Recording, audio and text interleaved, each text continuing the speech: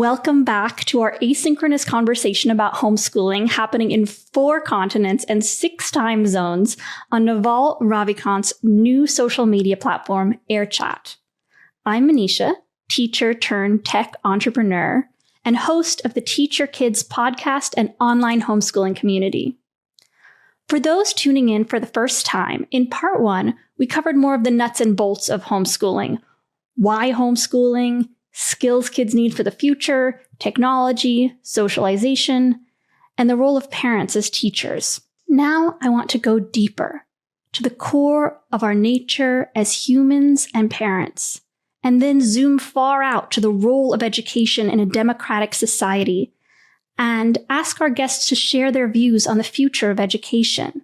In part 1, we wrapped up by touching on the role of parents as teachers, and considered that parents, regardless of their own educational background or income, might be uniquely qualified to teach their own kids and curate their children's education.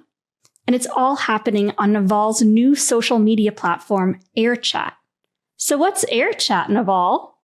AirChat is an asynchronous audio-first platform for recording conversations.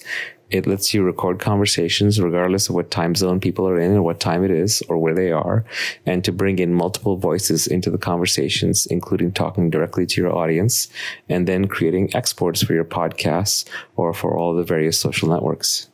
I'd like to add that anyone is welcome to join in on the conversation and ask questions to our guests. All you have to do is visit the homeschooling room on AirChat.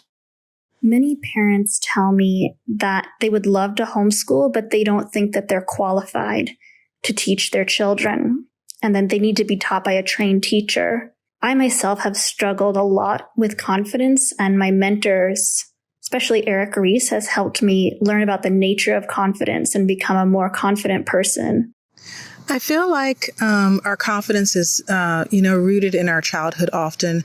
It really only takes one person to encourage or believe in or allow you to have an opportunity where you're successful for you to start building that internal confidence. In the same regard, it really only takes one person to be negative or, critical to destroy confidence. I think once we become adults, if we haven't had those experiences of acceptance and being proud of ourselves and of our work, then it can be difficult to be confident in other areas. But I do think even as an adult, you can still have opportunities and experiences that allow you to grow that. And I see it often. And I don't necessarily mean like the ugly duckling type thing, but I mean, that's a good example too, right? Well, I think real confidence is just an output of true competence, which means you think through things for yourself, you figure them out, you put your best work into it, and then you get feedback from the real world, from nature or free markets, that it worked. And that slowly builds up your confidence. I don't think there are any shortcuts. And when people talk about imposter syndrome, I think it's because they often have hacked their way into a false sense of confidence when they haven't gotten the feedback of being correct, which comes through applied competence. Are you saying that if people are unskilled, then they will have less confidence? What about people who are highly skilled but think very poorly of themselves, or parents who are particularly qualified to teach their kids but don't have the courage to do it because they think they're not good enough? They just haven't tried. They need to try, and then they'll develop the confidence. They're just being scared. You don't know if you're competent at something or not until you do it. And actually, you don't become competent until you do it. I mean, I guess another way you could look at this is the byproduct of a traditional school system where, for example, you think you're good at writing because your teacher gives you an A on your essay, but you're actually just writing in a style that appeals to them.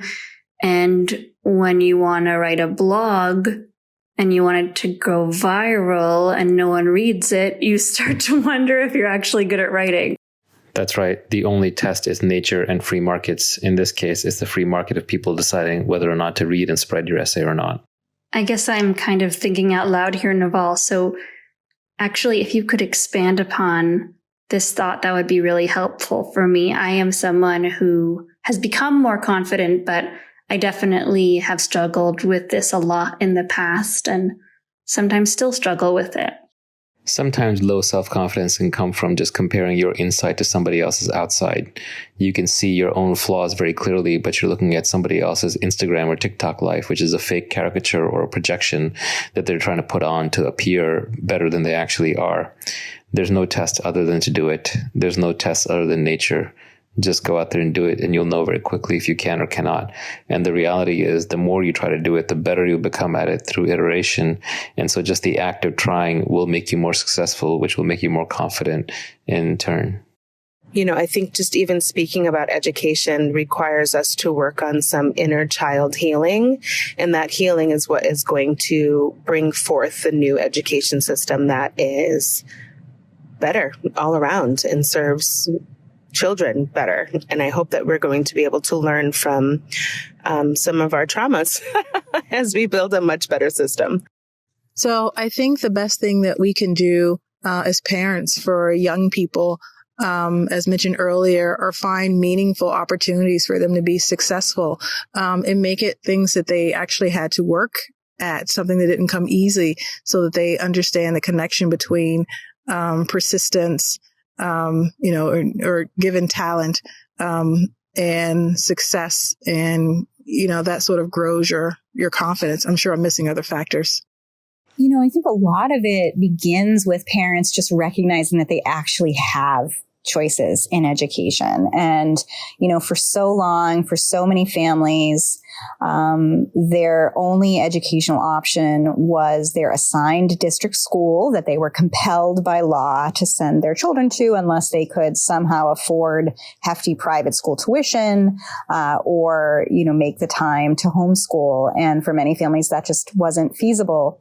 And so now it's really just letting families know that there are so many more options in between all of those three things, that micro schools and learning centers and, hybrid homeschool programs, low-cost private schools are increasingly abundant and financially accessible to more families.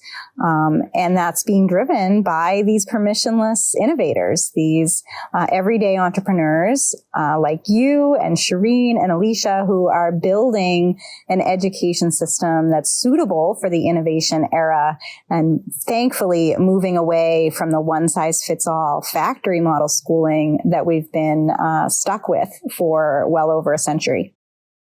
I remember one time being at a big homeschooling conference, California Homeschooling Conference, and seeing a bunch of grown homeschoolers on a panel. And they were asked by curious and also worried parents what was the best thing they got from homeschooling. And I remember one young woman saying, the best thing I got from homeschooling was knowing and understanding that whatever it is I want to learn, I'm capable of making that happen. Which I think speaks to the fact that homeschooling tends to produce kids or facilitate kids who are self-led, and even if they're not self-led, who have a fair amount of sovereignty and self-esteem and also a sense of themselves. As my husband and I have always not fit in and have often done things in ways that were weird or unconventional. And I think that those unconventional approaches are what led us both to achieve success academically and professionally. And so I think that unconventionality may be more the salient feature here that kind of gives us a confidence to take a more unconventional approach with our daughter's education. You have to be your own judge. All the great artists, chefs, creators, musicians, I think also have great taste. If you read Schopenhauer, for example, he knew that he was the smartest man alive at that time in his region, and that nobody else would ever fully understand or appreciate him. But he made peace with that because he knew that his work would be remembered long after he was gone. So I do think there is an internal self-confidence that can arise from your own judgment and taste, and sometimes that is enough. I guess for families that are on the borderline of taking the leap into homeschooling, what I would probably advise and coach them into is just try and start. You just never know. And you can always go back to what you were doing before. Do you think that people today are perhaps less confident than they've been at other points in history? What does confidence mean to you? I have my own way of defining confidence, but I'd be curious to know what you think. And is perhaps the lack of confidence due to traditional schooling? I don't know, maybe that's too much of a leading question, but I'd be curious to know why you think people lack confidence and how we can cultivate this in ourselves and our children. That's a great question. I think with the international and the very prestigious schools, they're interested in maintaining an insular environment. So they really, more than anything, it's not that their academics are any better. It's really that they do not need to mix with the regular population. And how they do that is through making sure that students are, I think their matrices of evaluating and their matrix of success are outdated. But I really think that these schools are really to maintain the rich and the elite, stay with the rich and the elite. Certainly the bar has been raised by traditional schooling. Oh my God, I have to train my kid in mathematics. I don't remember mathematics. Oh my God, I have to get my kid into Harvard. Everyone else's kid is getting into Harvard. How do I get them into Harvard? These kinds of situations, I think, are very intimidating for a home teacher. The external world also sets a lot of credence in credentials. And how do you know you're going to get your kid to the point where they will gather these credentials and pass these credentials? I think that's intimidating and scary. So we're seeing a tyranny of metrics across a number of fields, whether that's hospitals implementing these metrics to reduce emergency room wait times that then lead just to ambulances ramping, or people canceling surgeries to get more doctors into the ER, not actually improving patient care, but just kind of overly focusing on this, on metrics. I do think on an emotional level, there is something that can be falsely reassuring about what we can measure, and feeling like, oh, I must be doing okay because my child is doing 10 extracurriculars and, getting these scores on their exams. Whereas a lot of things that I think are deeply meaningful, whether that's just hours that my daughter spends kind of fiddling around making these art projects, either through coding or a lot of really, I think, creative and thoughtful endeavors, intellectual endeavors are tough to measure. And so I think we don't kind of get that external reassurance of like, oh, this is great that my child is spending kind of hours in their imagination or hours reading, but we know that those times are so valuable. Naval, I know you're interested in meditation and spirituality, and thinking more on my own journey coming into confidence. I really don't think it would have been possible without practicing meditation and really taking a deep look at my own conditioning to see what I really wanted in life, what was important to me, and letting go of the things that weren't as important or that society had led me to believe were important that didn't really matter. I was wondering if you have thoughts on this. Meditation does really just help resolve problems and unlock latent conviction that we might have within ourselves. At the very least, it gives us time to be with ourselves, think for ourselves, and figure out what it is that we truly want, and then articulate it to ourselves deep down in such a way that it becomes conviction. Just one more cool tidbit on the confidence front. I recently did an interview with Rohan Mahimkar, who built Prodigy Game. It's an adaptive learning app. And when they give children problems, they're looking to keep them in the zone of proximal development, which means that the problem isn't too easy and it isn't too hard. And giving them just the right level of challenge is what keeps the game fun and engaging for them. So that's something to think about when we're homeschooling our children, that zone of proximal development. That's also the definition of flow. When you do something at the edge of your ability, too hard and it's frustrating, too easy and you're not learning anything or having fun. So it's a definition of fun, it's a definition of flow, and it's the place for optimal learning. Naval, I'm curious to hear your thoughts on neuroplasticity and how it relates to cognitive development. I will explain. For example, with a subject like foreign language, it's obvious that it's best to start as early as possible. Children's brains are sponges. However, with math and literacy, I'm not so sure. According to Jean Piaget's stages of cognitive development, children aren't capable of understanding abstract concepts at a certain age, and it might be frustrating and moreover a waste of time to try to teach them before they're cognitively ready. And by cognitive development stages, I don't mean their age. some children's brains are ready before others. On the other side, it might be more about what you teach and how. For example, being in a literacy-rich environment is very conducive for children learning how to read, but teaching phonics to a 2-year-old might not be effective. The same might be true for math. If you're talking about math and excited about math, it can support a child's math learning right later on, but maybe not teaching them an abstract math concept.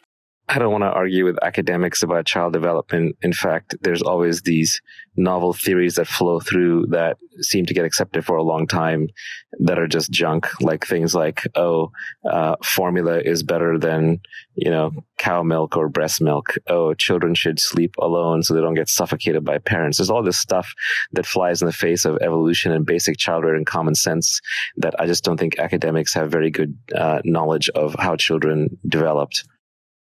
I feel bad for parents today with young children. I think there's a lot of pressure on parents, particularly as academic content gets pushed down to ever earlier ages. We now, live in a society where we expect kindergartners to be reading.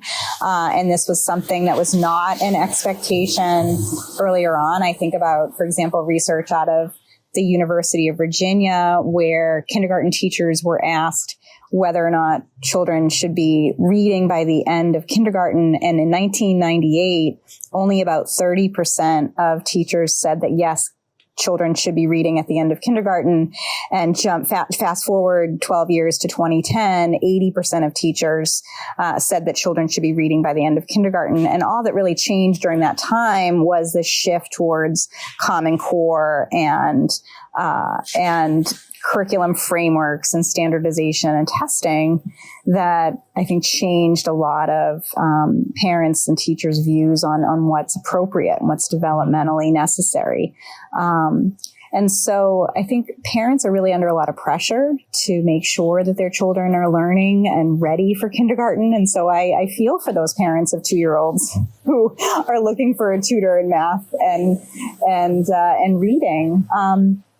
I'll just give an interesting anecdote or story from Daniel Greenberg, who's the co-founder of Sudbury Valley School. He wrote this in his book, Free at Last, that he published about 20 years after Sudbury Valley's founding. So back in the kind of mid to late 1980s, he wrote this book. And he said in the book, kind of reflecting on 20 years at the school, again, that has no curriculum. Children are never coerced to learn any specific content, and yet they all become highly literate and numerate. He said in his experience, it takes about 20 hours for a child who is motivated to learn the entire elementary school math curriculum. 20 hours. And so, we can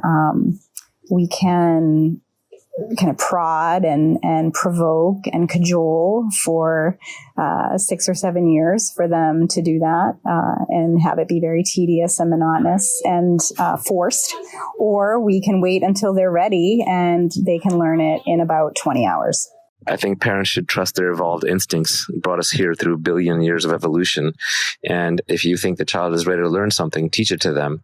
In my own experience, you can teach things to children, quote unquote, too early. And it looks like they're not getting it. Then suddenly a year later, they start quoting back something you tried to teach them a year ago and you thought it never got through. But of course, it's dependent on each child and each parent. So I think you should follow your own instincts and ignore the so-called child rearing experts who often have no children of their own. Yeah, I think you're right on the mark there. It's really about returning to trusting your gut and your instincts as a parent, and also giving children time and space. Because I think that if you can share a concept with a child and then not have this expectation or put pressure on them to spit it back to you, it's really amazing how much they retain. They retain everything, in fact. I would just add to be careful about differentiating between making fear-based responses and gut responses. Naval, you tweeted something once which really had an impact on me, which is that every answer for everything I'm looking for could be found in my gut. I'm probably quoting you wrong. And it made me realize there was a big difference between my emotional response and my gut response, where a lot of information actually was. Well, I just checked, Naval, and I quoted you wrong. You said it takes time to develop your gut, but once it's developed, don't trust anything else. That's right. I think of gut as almost the opposite of emotional. So you can think of 3 different kinds of responses you may have. An emotional response is instant, and it is the net present value of the evolved instinct of your genes. So, for example, when you evolved in a tribal environment of 150 people and you went through a relationship breakup, it felt like the end of the world because it probably was. The odds of you finding another mate in your tribe were very low. And so your body generated emotions to give you all the future impact of that bad event at once, so you would go fix it right away. So emotional responses are kind of instant, thoughtless, and based on evolution. A reason response comes from your neocortex and is a more recent product of evolution. But here, you can take the time to think through something and come up with a rational response. So instead of the evolved instincts generated by your genes, this is more the net present value of what you calculate based on memes, which are the ideas in your head. More rational, more recent, something that we have to really think through for ourselves. Takes a lot of brain power, takes a lot of calories, takes a lot of energy, and it's hard to combat emotions with it, but it's really what separates us from the animals. And the way I think about a gut feeling is it is a combination of emotion and reason with experience added in. So once you have encountered something often enough that you have developed both a reasoned response as to why you should and should not do something, and you have this emotional intelligence from a long time ago, and you have seen data points often enough, then it becomes gut instinct. This is just ingrained judgment. It can be accelerated through meditation, through experience, through introspection, through journaling. And this helps you know, oh, I shouldn't even date this person because it will turn out badly. I should not go in business with this person just because I've seen that I don't trust them. I should not take that job because it doesn't play to my strengths, and I know eventually it will taper off. And so when you've developed your gut instinct, it is the most powerful thing. Once you've developed your gut instinct, trust nothing else, but it does take time to develop.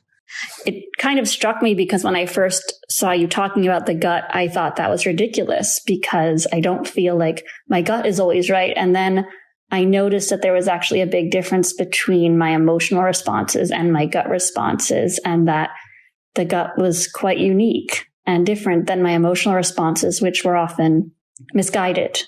Naval, I'd be curious to know if you have thoughts on why certain people have such a strong negative reaction to homeschooling. I don't see nearly the same response to parents sending their children to private school. Homeschoolers are antisocial. Parents aren't qualified to teach their kids. Homeschooling hurts public education. It seems so intense, this criticism, and I'm wondering why people are reacting so strongly to it. I think it's because people associate homeschooling with radical beliefs or with Christianity or Catholicism or something of that nature.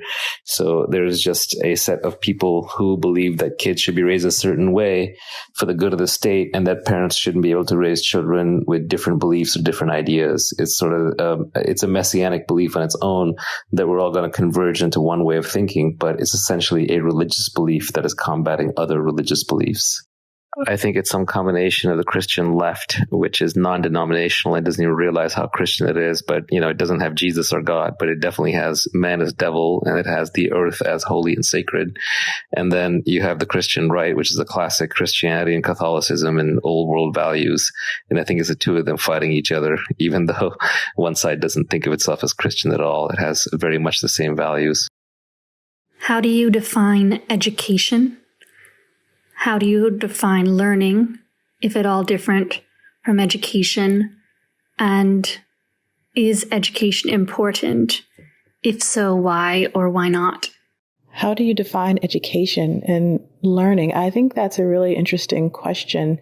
I feel like, there's two different things, right? I can memorize information. Young children can sing the alphabet song, but it doesn't mean they understand literacy really and understand how to read. I could memorize multiplication facts, but it doesn't mean that I can actually apply them or understand what that actually means in the world. And so there's two things, right? I feel like one might be to take in new information that maybe you didn't have before. But I think the other piece is having the skill and the ability to then transform or translate that information. Like there needs to be some sort of growth And that comes in a number of ways. That's what I would think when someone says that they are educated. I tend to think there's been a significant amount of growth somewhere. Earlier this year, there was a neo-Nazi homeschool network with thousands of members that was discovered in Ohio. And it really started to make me question whether there should be more accountability in homeschooling. Whereas before, I really thought that homeschooling should just be whatever parents wanted. I mean, I'm actually really concerned that a cult like this that's distributing fascist curriculum and indoctrinating children into their ways could be a real threat to society, and that actually this behavior of educating children in this way is abusive. I would call it emotionally abusive.